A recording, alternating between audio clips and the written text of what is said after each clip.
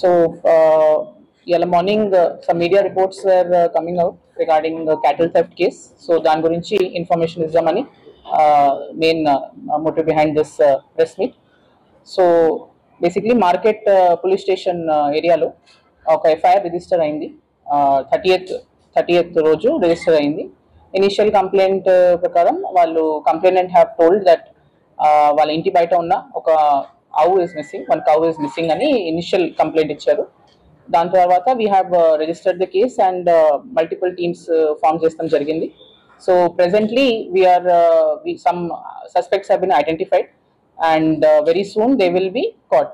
So my appeal to the media is దీని గురించి unnecessary speculation చేయకండి. Cases have been registered and accused have been identified and we are in the process of apprehending them. So very soon వాళ్ళని పట్టుకొని we will do another press brief and మీ అందరికీ చెప్తాం జరుగుతుంది. Previous గా కూడా గతంలో కూడా we have had a history of this kind of cattle theft cases in the మా ఏరియా అని కాదు, జనరల్ గా అక్రాస్ ద సిటీ అయినాయి.